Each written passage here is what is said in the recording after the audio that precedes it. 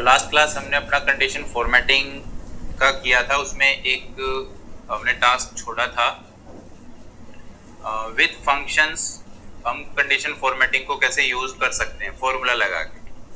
ठीक है, तो इसके अंदर ये 3 टेबल है, थोड़ा सा इन्हीं को ही देख लो।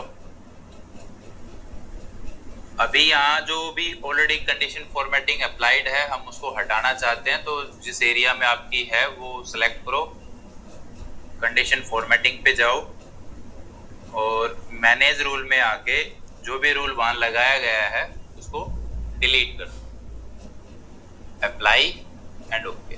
ठीक है, वो क्लियर हो जाएगा।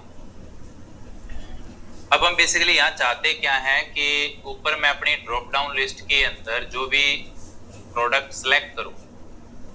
ठीक है, अब ये ड्रॉप डाउन लिस्ट कैसे बनानी है ऑलरेडी हम डिस्कस कर चुके हैं पहले की क्लासेस में, कोई बड़ी चीज नहीं है। ठीक है, तो अभी हमारा काम क्या है कि हम इस लिस्ट के अंदर से कोई भी प्रोडक्ट जैसे सिलेक्ट करें तो वो प्रोडक्ट इस लिस्ट के अंदर, ठीक है, जहां जहां भी है उसका पूरा डाटा रो वाइज हाईलाइट हो जाए। ठीक है, ये सिंपल सा काम है। तो अब इसमें लॉजिक क्या बनता है कि भाई मैं जो चीज यहां सेलेक्ट करूं वो पहले इसमें मैच होनी चाहिए। ठीक है, मतलब ये चीज इक्वल टू दिस। ठीक है, जो भी हम ऊपर ड्रॉप डाउन में सेलेक्ट करें अगर वो मैच हो इस डाटा में कहीं भी इस कॉलम में, ठीक है, मैच होते ही वो क्या करे फिर पूरी उसकी रो को हाईलाइट कर दे, बस ये काम है। और इसके लिए हम अपना फंक्शन क्या ऐड कर सकते हैं, इक्वल टू, अभी मैं यहाँ बाहर अलग से बता रहा हूँ। ठीक है, ये हमें कंडीशन फॉर्मेटिंग के अंदर जाके ऐड करना है पहले, ठीक, बाद में। अभी पहले फंक्शन समझ लो कैसे। इक्वल टू, तो फंक्शन स्टार्ट करने के लिए हो गया, मैं चाहता हूं कि इस सेल का डाटा, ठीक है, A2 का डाटा अगर इक्वल हो किसके, हमारी जहां से टेबल स्टार्ट हो रही है, बस। ठीक है, ये इतना सा आपको काम करना है। और दूसरा इसमें जो मेन चीज है वो क्या है कि हम अपने डाटा को रो वाइज हाईलाइट करवाना चाहते हैं, कॉलम वाइज नहीं। तो कॉलम को आपको क्या करना है, इन दोनों सेल में लॉक करवाना है बस। जो ए है हमारा दोनों सेल में उसके आगे डॉलर का सिंबल ऐड करना है बस। और ये चीज आपको एज इट इज अपने कंडीशन फॉर्मेटिंग के अंदर न्यू रूल में जाके ऐड करवानी है, और कुछ एक्स्ट्रा नहीं करना आपको। ठीक है, अभी हमारा डाटा हम किस तरीके से हाईलाइट करवाना चाहते हैं, रो वाइज। ठीक है, तो वो क्या करे, कॉलम को ब्लॉक कर दे, कॉलम में ना जाए। तो इस पूरे डाटा को पहले सिलेक्ट कर लो, कंडीशन फॉर्मेटिंग, न्यू रूल, यहाँ आपको एक अलग सेक्शन मिलेगा, use a formula to determine which cell to be format. ठीक है, और यहाँ आपका फील्ड है फॉर्मूला लगाने का। अब एक चीज यहाँ याद रखना कि अब आपको कंडीशन फॉर्मेटिंग के अगर कोई भी फॉर्मूले यहाँ ऐड करने हैं तो वो मैनुअली टाइप करने हैं, सेल सेलेक्ट नहीं करने माउस से। करते भी हो तो थोड़ा सा ध्यान रखना कि कौन सा सेल एग्जैक्टली हमें चाहिए है और कौन सा सिलेक्ट हो गया है। ठीक है, तो इक्वल, अभी मैं क्या चाहता हूं, जैसे मान लो जो मेरा A2 सेल है, मैं अब वो A2 मैनुअली टाइप नहीं कर रहा, मैंने सेलेक्ट कर लिया। तो जैसे ही सिलेक्ट करोगे तो वो ऑटोमेटिकली क्या है, लॉक में आ रहा है ना। अब ये लॉक भी रो एंड कॉलम दोनों हो गए, इसकी तो फिर भी कोई प्रॉब्लम नहीं है। लेकिन जो चीज हमें हाईलाइट करवानी है उसके सेम एज इट इज दोनों सेल लॉक नहीं होने चाहिए। जो चीज मैं A2 में सेलेक्ट करूं अगर वही चीज मेरी टेबल के A4 सेल से स्टार्ट होके कहीं भी आती है, ठीक है, तो वो हाईलाइट होनी चाहिए। अब यहां से आपको क्या करना, अपना जो रो का लॉक है एज ए डॉलर सिंबल वो हटा देना है। में हम दोनों रो में चीजें हाईलाइट या ट्रैक करना चाहते हैं, और फॉर्मेट में जाके जो भी आप कलर चाहो, बैकग्राउंड कलर और साथ में फॉन्ट कलर, ओके कर देना, आपका डाटा वहीं पर हाईलाइट हो जाएगा।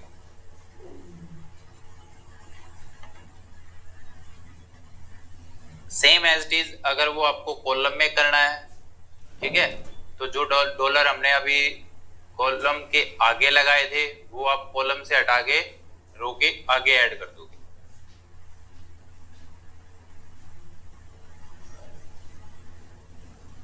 और जब प्रैक्टिस शीट पे जाओ तो पहले इन चीजों को देख लेना, ठीक है, जो भी फॉर्मूला लगा हुआ है उसको सिलेक्ट करके अपना एडिट पे जाना। यहाँ वो चीज जो आपकी लगा रखी है उसको थोड़ा ध्यान से देखना है, समझना है। अभी जैसे हम डाटा हाईलाइट करवाना चाहते हैं कॉलम वाइज, ठीक है, वर्टिकली, किस कॉलम को सिलेक्ट करें उसी कॉलम का डाटा पूरा हाईलाइट हो जाए, तो मतलब हमें रो को लॉक करना है। तो हमने क्या किया, रो के आगे डॉलर ऐड कर दिया, कॉलम को फ्री कर दिया, बस ये एक शिफ्ट करना आपको चेंजेस, और कुछ भी एक्स्ट्रा यहाँ नहीं है, ठीक है। बाकी आगे जैसे चीजें चलेंगी, अभी एक्सेल में काफी सारी और भी चीजें आएंगी। कंडीशन फॉर्मेटिंग के अंदर थोड़ा सा काम हमारा डाटा वैलिडेशन के साथ भी होगा, ठीक है। अभी ये दो तो अलग अलग करके देखने हैं, एक में सिर्फ आपको रो में डाटा हाईलाइट करवाना है, एक शीट में सिर्फ आपको कॉलम में हाईलाइट करवाना है।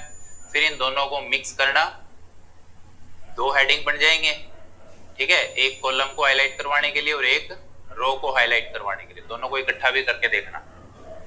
अब चलते हैं, हमारा आज का जो नया टॉपिक है डेट एंड टाइम, काफी इंपॉर्टेंट है एक्सेल के अंदर। आप कोई भी डाटा बनाओगे तो मोस्टली हो सकता है उसके अंदर आपकी डेट एंड टाइम्स आपको यूज करनी पड़े, ठीक है। डेट तो है ही है, टाइम भी होता है। अटेंडेंस शीट्स वगैरह अगर बनाओगे, एम्प्लॉय की सैलरी वगैरह बनाओगे तो वहां डेट एंड टाइम दोनों चीजें कॉमन हो जाएंगी। तो अभी कुछ बेसिक सी चीजें हैं, दो तीन क्लास बनेंगी हमारी डेट एंड टाइम के ऊपर, एक क्लास का टॉपिक नहीं है ये। तो कुछ बेसिक से आपको पहले समझने हैं कंसेप्ट, डेट्स के ऊपर कैसे काम करते हैं। तो सबसे पहली चीज तो आपको अपनी नोट रखनी है कि एक्सेल के अंदर जो भी डेट्स हैं वो 1 जनवरी 1900 के बाद की ही यूज होंगी, उससे पहले की डेट्स पे एक्सेल काम नहीं करता। और डेट एंड टाइम दोनों एक्सेल के अंदर स्ट्रिंग फॉर्म में यूज होते हैं, मतलब न्यूमेरिकल वैल्यू में यूज होते हैं। हम उसको बेशक एज ए फॉर्मेट डेट का या टाइम का देके टाइप करवा रहे हैं, लेकिन एक्सेल उसको क्या करता है, नंबर में कन्वर्ट करता है और फिर आपका उस पर कैलकुलेशन बनाता है, ठीक है। तो 1 जनवरी 1900 से पहले की डेट्स पे एक्सेल काम नहीं करता, उसके बाद की डेट्स पे आपका काम करेगा।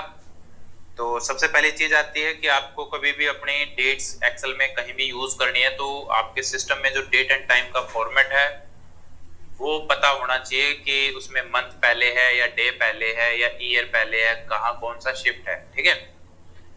तो किसी भी सेल में आपको क्या करना है, अपना कंट्रोल के साथ सेमीकोलन शॉर्टकट की है करंट डेट का, वो अपना प्रेस कर लेना। उससे क्या होगा, आपकी जो भी करंट डेट है जिस भी फॉर्मेट में है वो आपके पास आ जाएगी। क्लियर?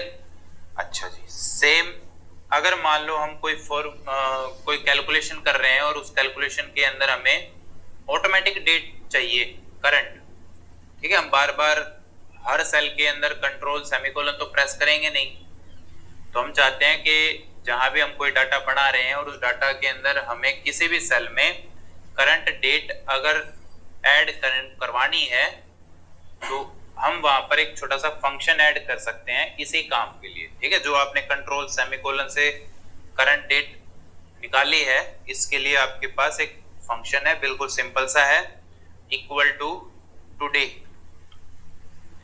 ब्लैंक ब्रैकेट के साथ, कुछ ऐड नहीं करवाना आपको, ठीक है। Is equal to today blank bracket के साथ एंटर कर देना, आपका वही काम होगा जो कंट्रोल सेमीकोलन के साथ आपने यूज किया है, ठीक है। अब यही चीज आपकी टाइम के लिए भी है। अगर आपको अपनी शीट में किसी सेल के अंदर करंट टाइम ऐड करवाना है तो क्या करोगे, कंट्रोल शिफ्ट सेमीकोलन। डेट के लिए था डायरेक्ट कंट्रोल के साथ सेमीकोलन, अब टाइम के लिए है कंट्रोल शिफ्ट सेमीकोलन, ठीक है। तो इसके भी फंक्शन की जरूरत पड़ेगी। तो इसका फंक्शन क्या है, is equal to now blank bracket के साथ एंटर, ठीक है। अब जब नाउ का फंक्शन लगाओगे तो इसमें डेट एंड टाइम दोनों चीजें आती हैं बाय डिफॉल्ट। अगर आपको इन दोनों में से कोई एक ही चीज चाहिए है, अब फंक्शन फंक्शन तो हमने टाइम के पर्पज से लगाया है, तो आपको अगर यहाँ सिर्फ टाइम शो करवाना है तो क्या करोगे, तो आपको करना पड़ेगा फॉर्मेट चेंज। भाई अब ये खास चीज है, डेट और टाइम के रेफरेंस में अपना अच्छे से समझ लेना, हम किस सेल के अंदर डेट को या टाइम को किस तरीके से दिखाना चाहते हैं, उसके लिए आपको अपना फॉर्मेट चूज करना पड़ेगा या चेंज करना पड़ेगा। और वो कहां से होगा, आप अपना कस्टम नंबर फॉर्मेट पे आओ लास्ट में,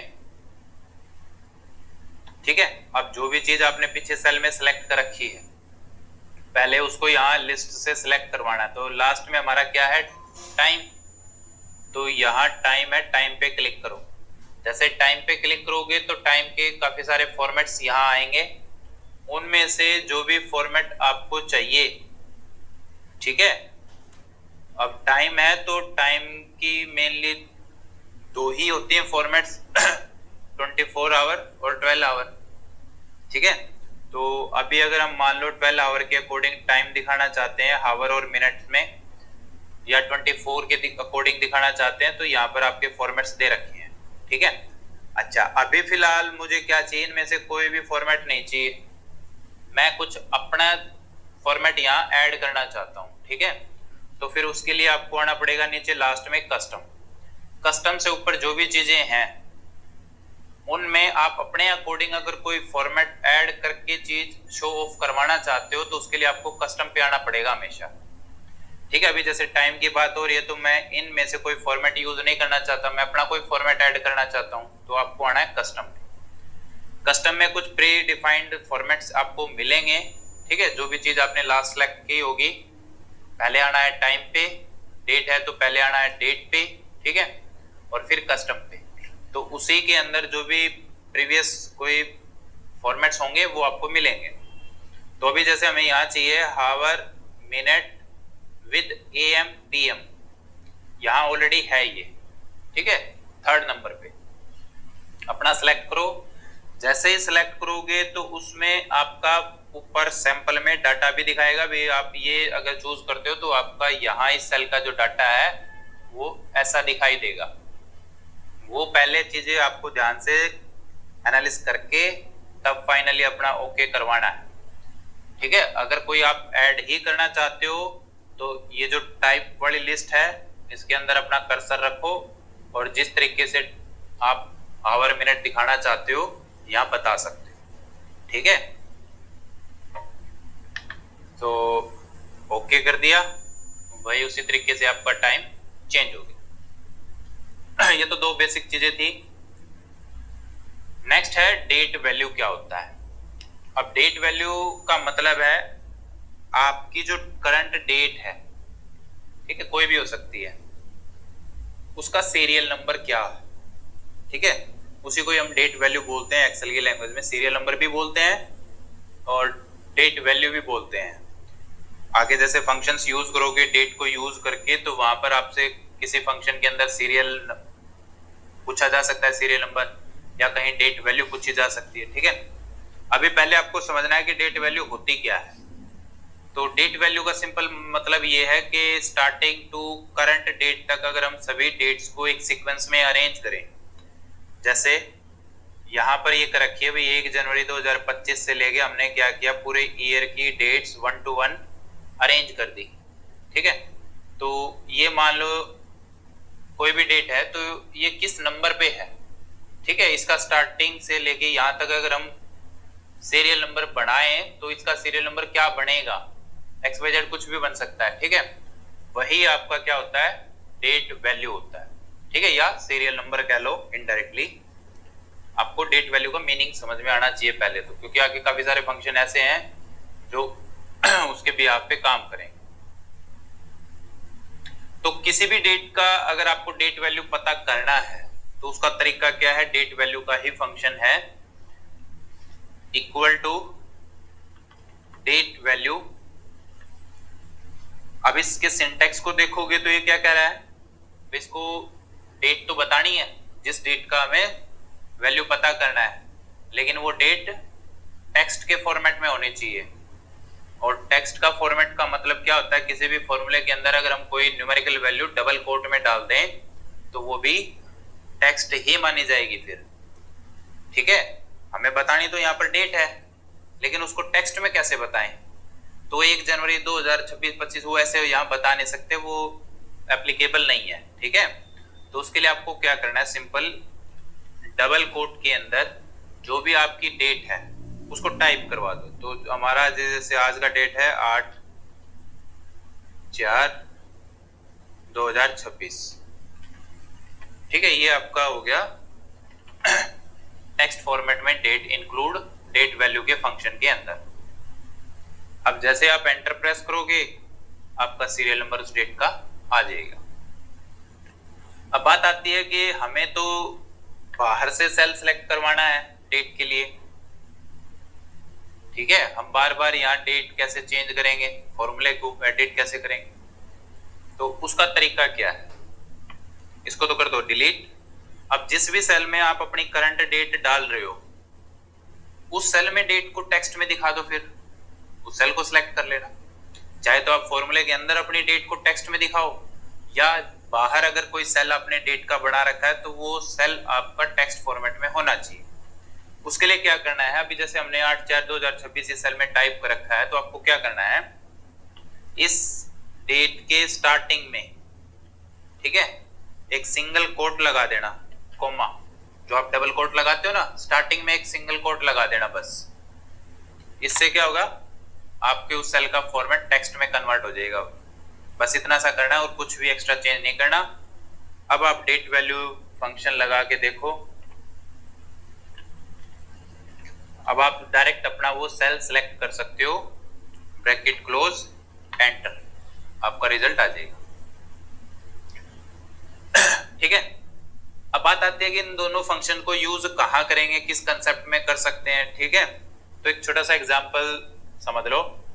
मान लो आपके पास कोई भी प्रोडक्ट है, मेडिसिन फील्ड के अंदर हमारा एक सबसे इंपॉर्टेंट टास्क रहता है एक्सपायरिंग डेट को ट्रैक करना, ठीक है। आपके पास कोई भी प्रोडक्ट है, आपको पता रहना चाहिए कि किस प्रोडक्ट के कितने डेज एक्सपायरिंग में अभी पेंडिंग है, मतलब पड़े हैं पॉजिटिवली, या एक्सपायर हो चुका है। तो वहां इन दोनों फंक्शन को हम टुडे को और डेट वैल्यू को यूज करके अपना काम करवा सकते हैं। तो XYZ आपका कोई भी प्रोडक्ट है, उसकी एक अपनी एक्सपायरिंग डेट होगी, ठीक है।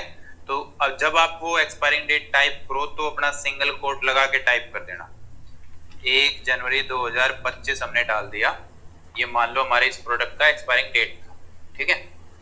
नेक्स्ट सेल में हमें पता करना है कि इसको एक्सपायर हुए कितने दिन हो चुके हैं। कैसे करेंगे, इक्वल टू डेट वैल्यू, किसका डेट वैल्यू, इस डेट का, ब्रैकेट क्लोज, माइनस क्या कर सकते हैं आगे, टुडे, क्योंकि किसी भी प्रोडक्ट का एक्सपायरिंग डेट हम आज की डेट से कंपेयर करके पता करते हैं भी आज की डेट में वो एक्सपायर हो गया या नहीं हो गया, तो माइनस करवा दो टुडे। हमने क्या किया, आज की डेट में से हमारे प्रोडक्ट की जो भी एक्सपायरिंग डेट थी उसको माइनस करवा दिया। जब फर्स्ट टाइम फ्रेश सेल में करोगे तो इस तरीके से हैश एरर मिलेगा आपको। उस सेल को सिलेक्ट करके आपको क्या करना है, डेट फॉर्मेट पे जाना और यहाँ सेकंड नंबर पे क्लिक कर लेना, क्योंकि जो रिजल्ट है वो हमारा किस में आना चाहिए, नंबर में, कितने दिन वो एक्सपायर हो चुका है या पेंडिंग है, 462 डेज एक्सपायर हो चुका है। डेट चेंज करवानी है, F2 करके अपना डेट चेंज करवा दो। अगर पॉजिटिव होंगे तो पॉजिटिव में पता चल जाएंगे,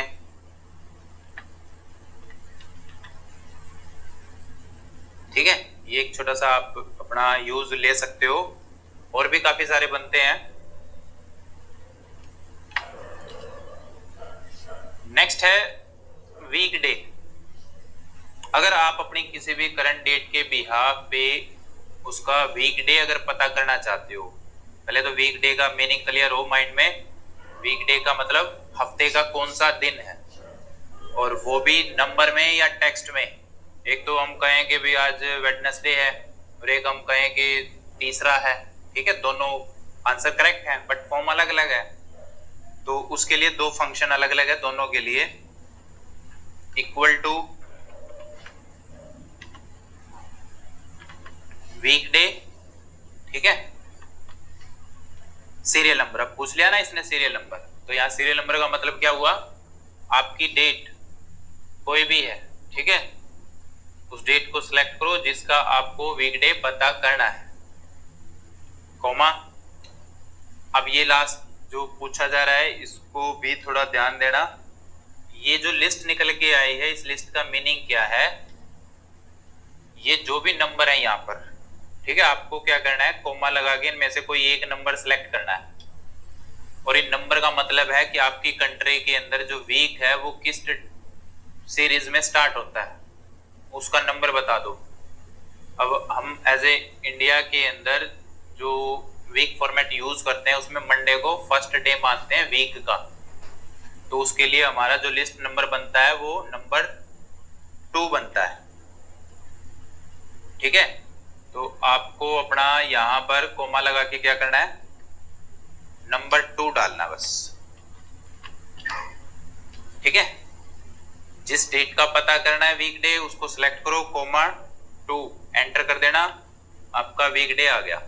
अब ये आया है नंबर में, हमें चाहिए टेक्स्ट में, तो उसके लिए फंक्शन क्या है, टेक्स्ट में चाहिए तो फंक्शन हो गया टेक्स्ट का, इक्वल टू टेक्स्ट, वैल्यू पूछ रहा है तो ये हमारी होगी वैल्यू, कॉमा, फिर पूछ रहा है फॉर्मेट, इस वैल्यू जो आपने अभी सिलेक्ट की है इस वैल्यू में से आपको क्या चीज कैलकुलेट करवानी है उसका फॉर्मेट बता दो। तो हमें इस डेट का क्या पता करना है, वीकडे, और वीकडे का फॉर्मेट क्या होगा, डबल कोट के अंदर 4 टाइम डी टाइप कर देना। 4 टाइम डी टाइप करोगे तो आपका पूरा word as a week name निकल के आ जाएगा। अगर 2 टाइम डालोगे तो नंबर में आएगा 8, 3 टाइम डालोगे तो शॉर्ट में आपका WED वेडनेसडे आ जाएगा, ठीक है। डे की जगह आप मंथ भी कर सकते हो 4 टाइम, ईयर हमेशा नंबर में ही रहता है तो उसका टेक्स्ट नहीं बनता, एंटर, ठीक है। अभी अगर मान लो हम 4 टाइम की जगह हमने इसमें कर दिया 2 टाइम 8, ये अटेंडेंस बनाओगे ना वहां काम आएंगे, फिर कहोगे सर याद नहीं है, ठीक है। अभी इनको अपना ध्यान रखना, शॉर्ट में और फुल में चाहिए तो एक डी और ऐड कर देना, डी या मंथ दोनों में से कोई भी चीज निकालनी हो टेक्स्ट फॉर्मेट में तो इस फंक्शन को आप यूज कर सकते हो अपना, ठीक है जी। नेक्स्ट है, अब ये वीकडे इसी का ही हो गया, वो मैंने यहां निकाल दिया। लास्ट है आज के लिए वीक नम, एक तो हो गया weekday, according to week आपका करंट डे जो है वो किस नंबर पे आता है या उसका नेम क्या है। अब ये वीक नम है कि साल के अकॉर्डिंग जो अभी करंट वीक चल रहा है वो कौन सा है, एक कॉमन ईयर के अंदर कितने वीक होते हैं बताओ, कितने होते हैं, कितने, 52 मैक्सिमम, मिनिमम 48, ठीक है, 48 to 52। तो अब जो हमारा करंट वीक चल रहा है वो कौन सा है, अगर कभी भी आपको पता करना पड़ जाए तो उसके लिए फंक्शन है equal to week num, same है वीक डे की तरह ही, उसमें भी सीरियल नंबर पूछेगा वही हमारी डेट, और इसमें भी वही नंबर पूछेगा भी आपका वीक का फर्स्ट डे कौन सा है उसका नंबर बता दो। तो हमारे वीक का फर्स्ट डे होता है मंडे, तो मंडे के लिए हमने 2 bracket close enter, week number 15, ठीक है। इससे पहले कितने मंथ जा चुके हैं इस साल के, 3, 4 3 12, सेकंड ये वीक चल रहा है 12 तो 14 और एक 15वां, ठीक है। तो आज फिलहाल यहाँ तक, बाकी फिर नेक्स्ट क्लास में 3 हो सकता है 3 से 4 क्लास बने डेट एंड टाइम के ऊपर, थोड़ा सा इंपॉर्टेंट टॉपिक है तो आराम से करेंगे इसको।